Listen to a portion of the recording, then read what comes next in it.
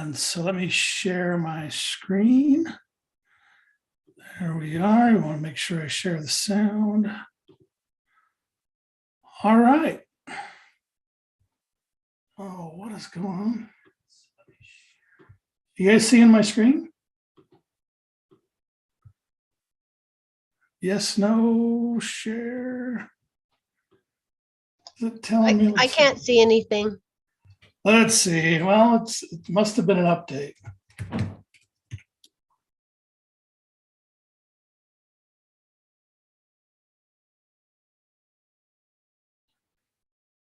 Yeah, thumbs up. See the screen? I can. Oh, okay, perfect. Thank you for that. I appreciate it. And we're allowing people into the room. So we're just getting started here. Welcome, everybody. This is episode 55, Google Demo Slam Part 2. I'll finish up the slams from USEC conference. One of my favorite sessions every year, just a whole lot of fun. So if you don't know by now, my name is Clint Stevens. Hi, good to meet you. I am there at, my email address is there. Follow me on Twitter at SEDC and we'll have lots of fun. All right, let's jump into it. So again, kind of the same reasons why this week, why we're sharing these tips and tricks. They come from some great certified trainers and innovators in the state, and just some regular old, I shouldn't say regular old, some people who are just certified educators. And then just for fun, we added in a couple of teachers attending the USAC conference who are really into Goose Chase and wanted to make sure they won. So, and they, again, just point out a couple of lesser known, underutilized little tips and tools and quirks there that Google has. And in the Google workspace for education and beyond, you'll see some other things kind of outside the education, the normal educational tools today. So again, just a review of the rules. They must demonstrate a use of a Google tool. They must be less than or equal to 2 minutes in length. That does not include a little brief introduction. So they're about 3-4 minutes. And then you must conclude the session, the demo, with some kind of a slam. So let's jump in. First one is from Quinn Henderson. He is I believe he's the founder of Future Design School, former Utah educator. He was our keynote speaker for our Ed Camp that we had virtually back in November of 2020 when everyone was locked down. But he's a certified educator, trainer, and innovator. You can find him on Twitter at Quinn Henderson and Quinn at futuredesignschool.com. And this one's kind of close to my heart and one that I actually tried since this demo slam. He's gonna give us a little tip on if we want to get away. So, and you should hear the audio. I checked the box, but let me know if by thumbs up, thumbs down, if you can hear the video. So here we go.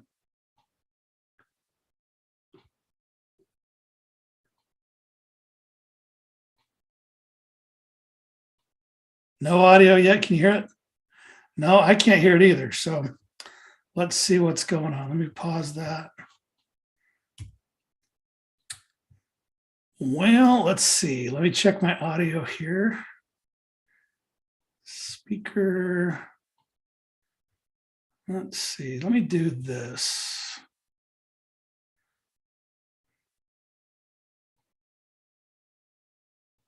I'm not sure what's going on here. You can hear me through the mic. Can you hear this? You didn't hear the doodly, doodly, doodly? No? Okay. Chris, did you hear it through the wall? Let's see what's going on in the chat. Okay.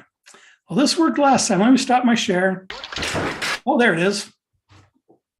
I don't know what I did. All right. So let me share my screen one more time. Choose that. Share my sound. Share. It's coming through now? No. All right. I've got my output as my headphones. Let's see.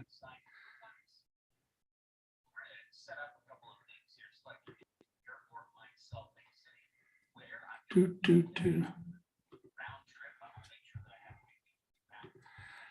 I know you guys secretly love this when we struggle to do this.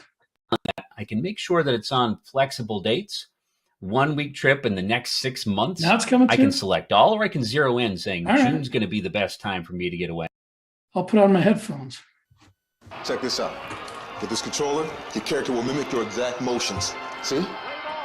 Sweet. Now throw me a pitch, just like we're outside.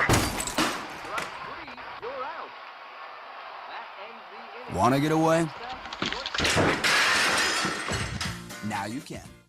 Hi, everybody. Quinn Henderson here, and I bet you're thinking about summer and how you want to get away, and how are you going to do it with these crazy gas prices? Let me show you my favorite tip and trick and Google tool to help you do that, and that's flights.google.com.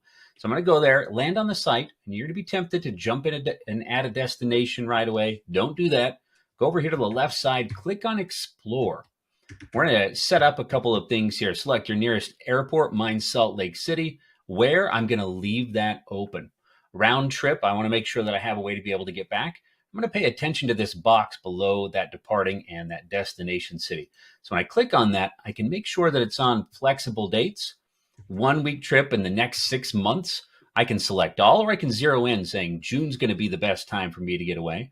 And I want to get away for a week. When I do that, that's going to give me the best prices for all of the destinations that are in that map view. We can even zoom out to the whole world if we want and go out of the country. So we can see we get $233 to Orlando round trip, $341 to New York, or $158 to Denver. But I like this one, $86 to Los Angeles. I can't drive from Ogden to Provo for $86 right now. Over in the information window, I can click on Los Angeles. I see that it's June 2nd through the 8th. That's a great time. And that it's Spirit Airlines, nonstop, hour and 58 minutes. When I click on that, it's going to take me over to start to book those flights. And I can select the departing flight and the return flight. Great times on those flights. And then I can go ahead and book it either right through Google, or I can jump over to Spirit Airlines. So that's my tip on how to get away this summer using the Google tool of flights.google.com. We'll see you when you get back.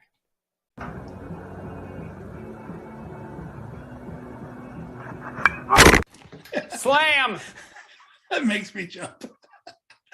All right. So that's, we'll see you when you get back if Spirit Airlines ever does get you back. They had a few flights canceled this last week. So that was Quinn. All right. We appreciate that. Next is from Matthew Winters. He's our UEN trainer, our president-elect for USET. He's a Google certified educator and trainer. And I know he's working on, I believe he's working on his innovator.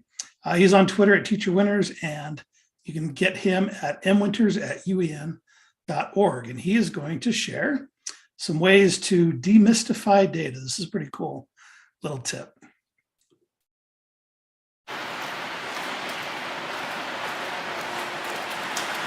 Hi, my name is Matt Winters, and I am a UEN trainer. I'm so excited to be here. I have been a Google trainer for about 8 months. Always loved the community and just barely got into it. And I'm very excited to be part of the Trainer Slam today. And if you can't tell, I'm up on the 3rd floor of UVCC with the beautiful mountains behind me. And because of today, you can't really tell that it is spring, and spring is coming. And rather than today sharing one of my favorite Google organization mastery tips on an app, I wanted to share one of my favorite things about experiments that helps me feel like spring is coming. Let's go check it out. This is one of my favorite websites in all of Google. It's experiments.withgoogle.com. And if you have not checked this out, or you don't have it on your once a month checkout list, you've got to make sure you check it out. They had all sorts of crazy, amazing experiments, including perhaps my favorite one, which is called the Pollinator Pathmaker. This was made by Alexandra Daisy Ginsburg in the Google Arts and Cultures Lab and Claire Brooks, and it allows users to make a garden that allows for pollinators, so bugs, to fly around and be all sorts of happy and pollinate our garden. So I'm going to jump over to it. Here's what it looks like. I'm going to go ahead and hit start. You go ahead and use your toolbox over here to make your garden. You can choose a size. Sadly, it's only countries in Europe right now, but you know what? That's okay with me. So I'm going to hit Netherlands. I want some neutral. I have loam. Go ahead, It's full sun. I have a sheltered garden next. How many places do I want for plant species and patterns? And do I want lots of flight paths? Absolutely. And it goes ahead and creates a garden.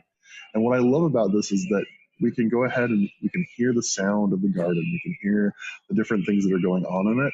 And then as soon as the garden pops up, it allows for us to see how we could build this in our backyards. And so as a little like experiment and a side thing to Google, it's such a really cool project for students to dive into, to see just for a few minutes, and then just explore. And it's one of those things that brings spring on for us in our classroom here coming up in the end of March. So as it loads here, we'll go ahead and get it in there. It's almost there. There we go. And it gives you a 3D rendering of that garden and starts playing bug sounds and wind sounds and all sorts of stuff. It's great. And there we go. And we can zoom around, get into the garden. We can see where our bugs are going to be. We can change what the garden will look like in the different seasons. And then again, my favorite part over here on the left or right hand side, here are the planting instructions, and we can download that as a CVS. So check that out, folks. Pollinator Pathmaker, Google experiments, my favorite part of Google. My Google tip is get more informed and get excited. Thanks. High five. Boom. There you go. That's kind of a nice one.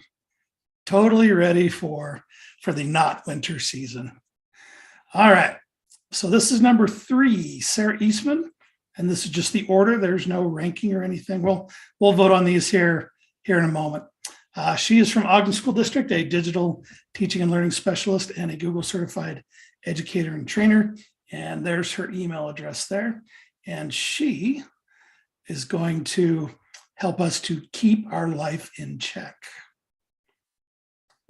This is one of my favorite Google tools. It seems as though you're doing much better. Yes. Your paranoia is definitely under control since you came to understand happy premise number 1. Happy premise number 1. There are no aliens. Happy premise number 2. Happy premise number 2. There is no giant foot trying to squash me. Happy premise number 3. Happy premise number 3. Even though I feel like I might ignite, I probably won't. So, what do we do? Keep it together. Keep it together, keep it together, keep it together, keep it together, keep it together. Hello, everybody. Welcome to the USET 2022 Demo Slam.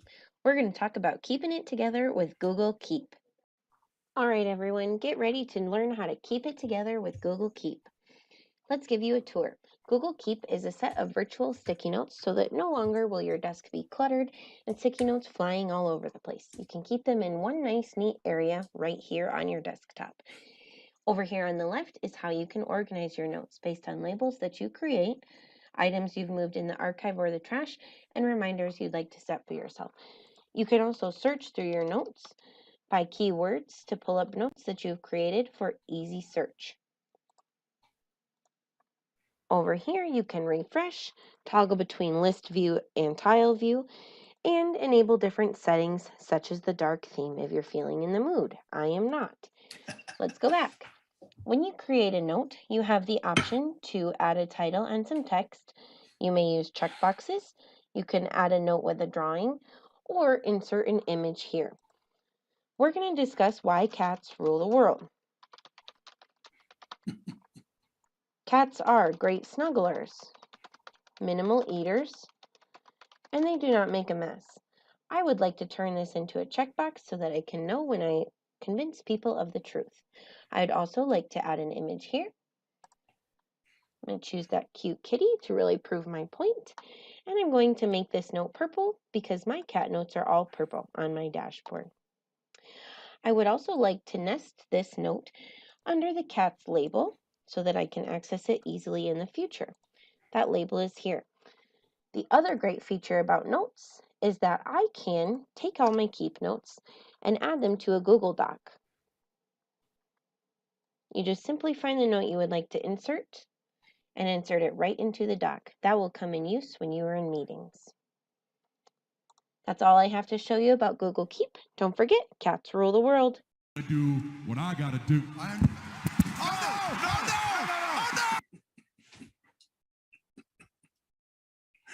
All right. And she didn't mention my absolute favorite trick that Google Keep can do. If you take a picture of like an agenda or, like a bunch of text on a page, whoa, that made me disappear. That's cool. Magic. Whoa. You can go back and tell it to grab all the text from the image. And so then you've got your meeting agenda in text that you can actually search and copy and paste and not have to just put it in your desk drawer and lose it and find it 3 years later. So I'm not pushing for you to vote on this one. Just one of my favorites. So, all right. So that was Sarah. We appreciate that one. Our fourth one is from Kelly Cannon. She is one of our newest USET board members, Jordan School District 5th grade teacher and a certified educator, Google certified educator levels 1 and 2. And her email address is there. And she is going to talk about English as a second language and Google Translate, some tips to use those. Hi everyone, my name is Kelly Cannon. I am a 5th grade teacher in Jordan School District, and I'm also one of the GEG Utah leaders. Today, my Demo Slam presentation is on Google Translate, the gate to translating, because sometimes we have those language barriers between us and students who don't speak English. So I'm going to show you a few tips and tricks to help you get by. So I'm going to invite you into my classroom here so you can see these tricks. The first one is, of course, typing or using your voice tool to ask students questions or to give them options or things. So I'm going to ask my students, what do you want for lunch today? If I have younger students who can't read and write their native language, I can click play and they can listen to it. ¿Qué quieres para el almuerzo hoy? Okay, another tool I really like is the Documents tool. So if you have any of these supported types of files on your computer, you're going to click Browse, and then you're going to find what you want to translate. I'm going to translate these fluency passages here into Spanish. So I've clicked Spanish, and in a matter of seconds, I have downloaded the translation, and I like how similar it looks to the English translation. So they're pretty similar. Another one is if you have YouTube videos and you want to use closed captioning subtitles to be able to help your students understand who don't speak English, you can click any of the languages here and you can translate the subtitles for you. Okay, and then the last one is this tool here with Google Docs. So I'm going to use tools, I'm going to use voice typing, and that helps you type a little bit more quickly. I'm going to say, this is your reminder about parent-teacher conferences tomorrow. Then I'm going to click off. Okay, and then I am going to click Tools, and I'm going to click Translate Document, and you can pick any of those languages. So I'm going to choose French here, and I'm going to translate that, and automatically it will come up as translated in that language. So thank you so much for listening to me today, and I hope that some of these work for you.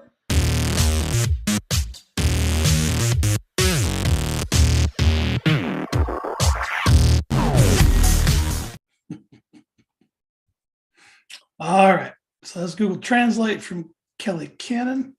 And then our last one of all the slams. This is Megan Nebeker. She was a last second entry, one of the teachers that needed to present at USET in order to complete a goose chase mission, but did a really nice summary of how she used Jamboard to make her math videos. And we'll show that now. Megan's first. So we were getting ready for this presentation in another room, and we had two people come in that said, we have only one more way that we can participate in goose chase, and we have to do a presentation. And we said, boy, do we have a presentation for you. So we're first going to hear from Megan, and second, we're going to hear from Caitlin, who are late entrants into this because they need to present. And they said they've got some dynamite tips for you.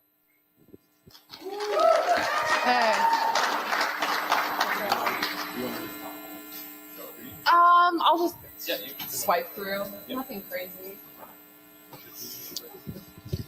Okay, my name is Megan Nebeker. I'm a sixth grade teacher at Northridge Elementary in Alpine School District. And I guess I'm a master goose chaser also. But I know we've probably all heard about using Jamboard as a collaboration tool.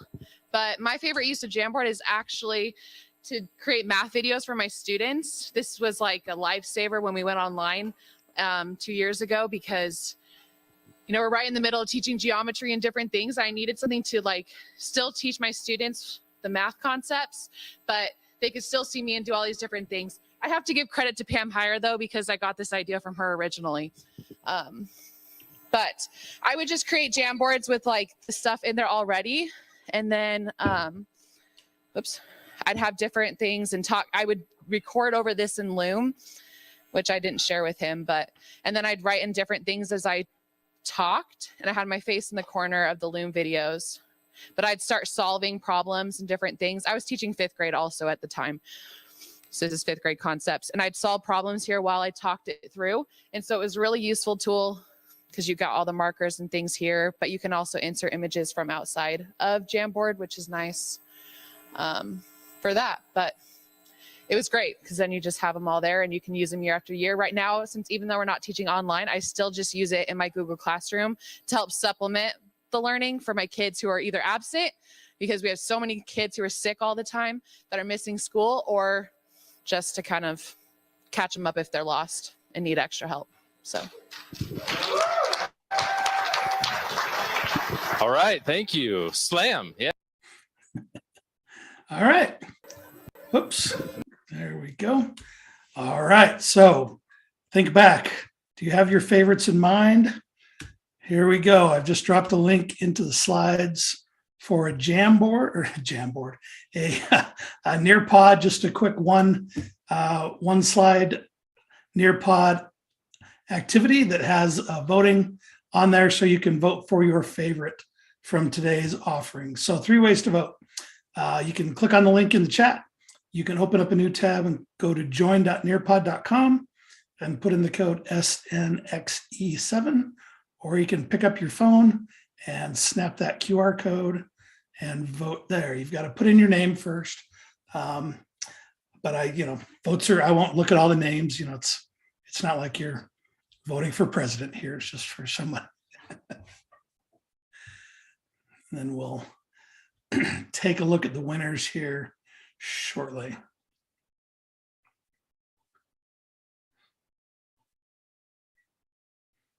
Any comments or questions on anything while we're getting to voting? I think those are great. Matt's done an awesome job with sending out Google tips. I mean, I've been using Google for years and found out some awesome things from him. I love some of the things that he shared out. Jeremy, do you have one? Oh, I was just going to say, are we going to have access to the links on those 10? I suppose. Or are they just, I can get them off of USET, right? No, yeah, that's the next slide. Okay. After we tell you who won. All right. Sorry. Jump the gun. That's okay. I don't blame you. They're great.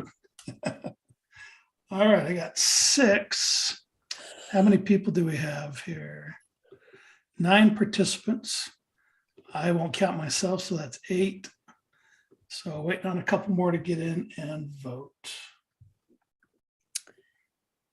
I've been using the email templates a lot in Gmail, and I really like those. That's been a big help. Chris, do you want to share a Google demo slam for us? A late entry? A late entry. No, you've already voted. And I think you should still share it, though. I don't know if anyone, it's something very new. Let's see, we've got 6 voted, and I actually have a tie between 2. So if you haven't voted, you could sway the vote here. So I will stop sharing my screen. Okay.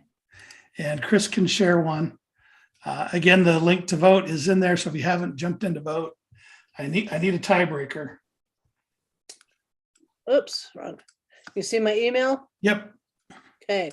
So in my email, there's often emails that I have to write, kind of the same thing a lot. So a lot of times if I go to compose an email, and if I click on here, I can go to templates, and I have these different templates. Like we do these math endorsements every couple months. And so instead of having to rewrite this email, I can just click on this and it fills in all the information that I need for that. And then I just put the recipients in and I can edit it if I want, and then I can just send it. So I don't have to worry about it. And Matt just, and it reminded me, Matt sent out a tip on that today that you can actually in Google Docs. Yes. So this is what I thought you were talking about. Yeah. So in Google Docs, you could, I think it was under file. It was under I think file. It's under file. Yeah. Was it under file? Email. Email. So you go to email right here. And email draft. You click on email draft, and you can actually make your draft right here in email. And then it makes it into your email. So all it really does is it lets you type it in a document instead of typing it in an email draft. With all the spell checking and with all the spell checking. Like if you're trying to do a longer form email that's quicker than a couple of sentences, Yeah. really nice. Yeah, And then to send it, you just click on that little blue M over there. Yeah, to and the then left it. to Yep, shoot it away. and then it kind of puts it right into your email as a template. And I thought that was pretty slick because now you've got all the tools, but it still saves it as a draft. I didn't try this part. That you might have to send it. There we go.